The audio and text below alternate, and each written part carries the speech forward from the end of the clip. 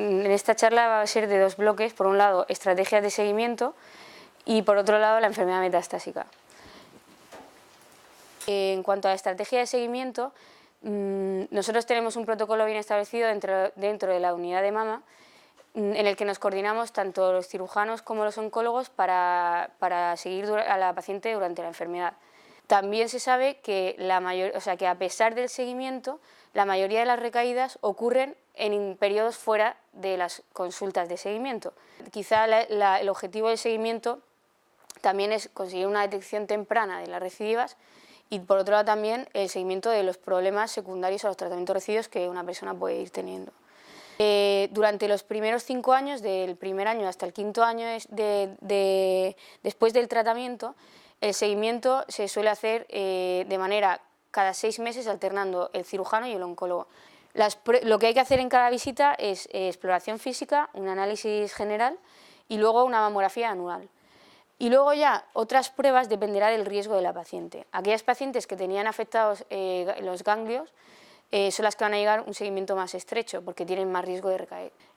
Pacientes con ganglios positivos normalmente hay que hacer también marcadores tumorales, gammagrafía ósea y radiografía de tórax, y luego las pacientes con ganglio negativo no necesitan nada más, y luego pacientes posmenopáusicas que están con tratamiento hormonal tienen que hacerse una densitometría ya adecuado según el protocolo que nosotros tenemos, que es que si la señora no tiene osteoporosis, una cada 2 años, si la señora tiene osteoporosis, una cada año.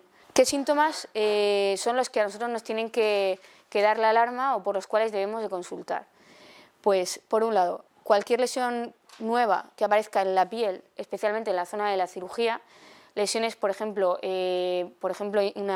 induradas como lentejitas, a lo mejor, ¿no?, en la piel, o, por ejemplo, una mujer que nunca ha tenido, porque hay personas que tienen migrañas, ¿no?, pues en ellas un dolor de cabeza, pues no, es lo de siempre.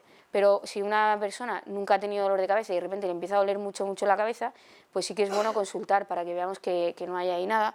O, por ejemplo, un dolor de espalda severo, agudo, que empieza de nuevo y que le incapacita, pues eso también hay que verlo.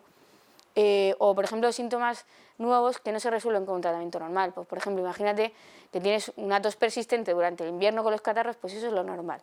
Pero imagínate que esa tos no se te pasa y llega Semana Santa y sigues con la tos. Pues hombre, eso habría que verlo también, ¿no? O fatiga de nueva aparición. Bien, durante el seguimiento, ¿qué cosas se ven? ¿Qué cosas tiene que el médico en las que se fija o pregunta o si tú ya te lo vienes con eso preparado, pues mejor que mejor? Pues, por un lado, las toxicidades residuales, por otro lado, la existencia o no del linfedema, que ya tuvisteis una charla sobre el tema y tampoco vamos a hablar más, pero es simplemente para ver si necesita derivación a rehabilitación, si ya se ha derivado y sigue el tratamiento, qué tal va, en fin, ver un poco cómo va el asunto, valorar, revisar los criterios, o sea, los antecedentes familiares por si tiene criterios para derivar a la unidad de consejo genético.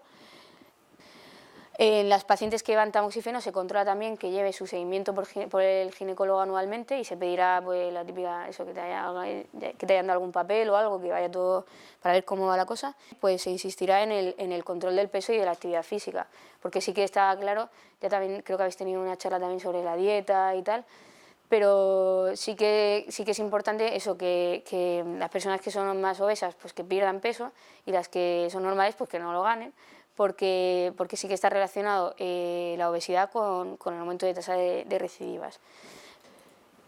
Las complicaciones crónicas que pueden ocurrir en pacientes que han llevado tratamiento con quimioterapia, y sobre todo pues algunas cosas son por la quimioterapia y algunas son por el tratamiento hormonal, ¿no? Puede ser la toxicidad articular y musculoesquelética, que esto es lo más frecuente en general, la neurotoxicidad residual, que es cuando tienes como acorchamiento de la punta de los dedos, de las manos y de los pies, el cansancio, la astenia, que también habéis tenido una charla sobre el tema y tampoco vamos a profundizar más en eso, la menopausia precoz y la infertilidad, la disfunción sexual y el impacto psicológico. La de los trastornos osteoarticulares. Generalmente se ve a los inhibidores de aromatasa, que es lo que se da a las pacientes que son menopáusicas al diagnóstico. ¿Qué cosas son de eso? O sea, ¿qué significa eso? Los problemas osteoarticulares, ¿qué son?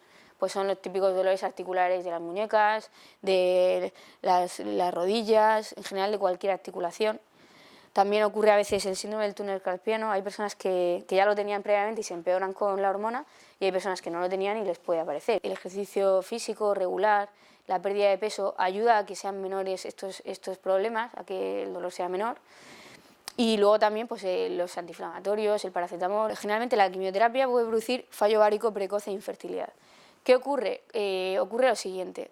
Esto además se asocia generalmente con la edad. Y entonces, ¿cuántas se quedan menopáusicas después de la quimioterapia?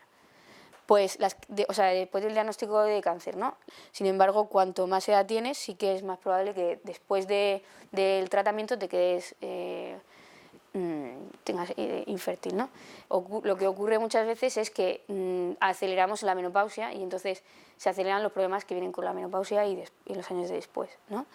Sí que es muy importante que sepáis que está contraindicado cualquier tipo de fármaco que lleve hormona, estrógenos o progestágenos, que en las mujeres menopáusicas que no tienen cáncer sí que se le da terapia hormonal sustitutiva para reducir los síntomas de la menopausia, pero en una mujer que ha tenido un cáncer de mama no se puede tomar este tipo de fármacos, ¿vale? Ocurre también una disminución del deseo sexual. Eso es multifactorial. Por una parte es por la menopausia inducida, por otra parte es también por la astenia esta crónica que pueden tener, por otra parte también hay problemas también psicológicos asociados que también pueden influir, ¿no? Pues la alteración a lo mejor de como los miedos o a veces pues el dolor con el coito que puede ocurrir cuando hay sequedad vaginal, ¿no? O porque la percepción estética de la persona queda alterada y eso también a veces pues interfiere en la relación, ¿no? También puede ocurrir trastornos del sueño, que eso también sí que es bueno comentarlo en las consultas porque eso sí que se puede tratar de alguna manera, ¿no? Y a veces no hace falta esperarse a que, si tengo consulta cada 6 meses, no hace falta esperarse a llegar a la consulta porque eso puede ser al médico de cabecera y te puede recetar cualquier cosa para que hay fármacos que no tienen que ser antidepresivos ni nada de eso, sino inductores del sueño, por ejemplo. La osteoporosis, que por eso pues, se dan suplementos de calcio, el ejercicio mejora la osteoporosis, y luego el aumento de riesgo cardiovascular. Luego los problemas psicológicos que pueden aparecer pueden estar relacionados, hay varios motivos. Por un lado, por el tumor y sus tratamientos, ¿no? Pues los cambios físicos que suponen, lo que cuesta adaptarse a esas cosas, con pues, la autoimagen personal y la autoestima, el miedo a la recidiva, ¿no? También pues, el miedo a lo mejor también de los familiares, ¿no? Cuando otros factores también que relacionados con la adaptación a la enfermedad, factores personales, ¿no? Que también en realidad son pues, la capacidad de afrontamiento que tiene una persona, cada persona individual, a cualquier situación en su vida, ¿no? Pues de estrés o de dificultad, ¿no? Que eso pues, es en este caso un problema, ¿vale? Y luego pues también el impacto sociofamiliar y laboral, pues tanto a nivel de pareja, de familiar, laboral, etcétera, ¿no? Sintomatología que puede aparecer, pues algunas pues de ansiedad o de hiperpreocupación, ¿no? Sentimientos de pérdida, de tristeza o depresión, irritabilidad o rechazo hacia los demás. Es muy importante la comunicación yo creo, entre la pareja, fundamental, y en la familia, porque puede reducir mucho, o sea, no hay que tener miedo a hablar las cosas. Cuando uno sabe lo que tiene, lo que le pasa y lo entiende, reduce su nivel de estrés porque sabes a qué atenerte, porque entiendes por qué te pasa esto, porque ves qué herramientas puedes poner, qué soluciones puedes poner. Y a superar los problemas nos ayuda los demás, la mayoría de las veces, ¿no? Y entonces hay que utilizarlo, yo creo, ¿no? Porque generalmente la gente que tienes alrededor y que te quiere ayudar. Entonces, bueno, todas esas cosas hay que tenerlas en cuenta para afrontarlo pronto, porque si no al final también influye al final uno se queda agotado, ¿no? Porque tanto nivel de estrés y de intensidad interior que al final ya no da para más, ¿no? Entonces, ¿cómo se sabe si un cáncer de mama es hereditario? Bueno, pues normalmente se pregunta a los antecedentes familiares. No vale con decir, sí, mi tía tuvo un cáncer. No, o sea, dime qué cáncer tuvo, a qué edad lo tuvo, pero sí que hay unos criterios bien establecidos que nos sirven a nosotros para detectar esas familias que pueden tener esa mutación. ¿Qué criterios son esos? Pues, por un lado, tener 3 o más familiares de primer grado afectados de cáncer de mama u ovario. Por otro lado, si eso no se cumple, pues que haya 2 casos entre familiares de primero o segundo grado, que puede ser o 2 cánceres de ovario, o un cáncer de mama y otro cáncer de ovario, un cáncer de mama en el varón y un cáncer de mama u ovario. ¿Qué es la enfermedad metastásica? La enfermedad metastásica es la invasión y el crecimiento fuera de la locación del tumor primario de las células tumorales, ¿vale? En el cáncer de mama los sitios más frecuentes son el pulmón, el hígado, los huesos y el sistema nervioso central, y luego los ganglios fuera del territorio de la mama, ¿no? La enfermedad, cuando se ha pasado a todo el organismo, no es una enfermedad curable, ¿vale? Y el objetivo del tratamiento es principal, lo primero, es el control de los síntomas o sea, conseguir la máxima calidad de vida. Controlar la enfermedad y aumentar la supervivencia, ¿vale? Se hace una evaluación exhaustiva del paciente, igual que la primera visita, más o menos, ¿no? Que te preguntan de todo, todos tus antecedentes, todo lo que estás tomando, todo eso, ¿no? Qué situación tienes, todo. Y luego se hace una evaluación exhaustiva de la enfermedad, es decir, y a veces ocurre que cuando recae después de haber recibido los tratamientos puede cambiar ese perfil del tumor, entonces hay que darle un tratamiento diferente y por eso es necesario biopsiarlo para saber si ha cambiado. Hay mucho arsenal terapéutico en la enfermedad metastásica, mucho. Hay cirugía, hay radioterapia, hay muchos fármacos de quimioterapia, hay fármacos antidiana, hay hormonoterapia. O sea, hay enfermedades que son muy hormonosensibles, muy lentas, y que tú le vas poniendo su hormona, hace su vida normal y ahí están. Y siguen, y se convierte la enfermedad en algo crónico, o sea, casi como si fuera una diabetes o otras enfermedades que no se curan tampoco, pero que uno puede vivir con ellas, hacer una vida normal y ahí está. Las quimioterapias que se utilizan en este momento de la enfermedad generalmente son fármacos que tienen bastante menos efectos secundarios que los tratamientos adyuvantes.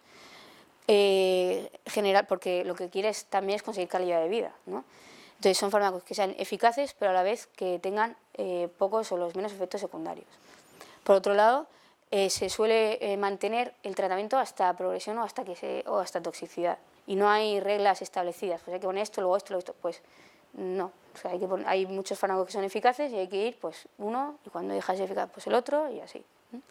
Y luego el seguimiento también es variable, porque hay pacientes que si llevan quimioterapia oral o por vena, generalmente se ve cada vez que cambias el ciclo de la quimio, o sea, cada nuevo ciclo, pero las pacientes que van con tratamiento hormonal a veces se ven cada 2 o 3 meses, aunque sean metastásicas, porque lo que os he dicho, ¿no? Que hay gente que está años y que va muy bien y que la enfermedad es muy lenta y entonces se puede hacer así.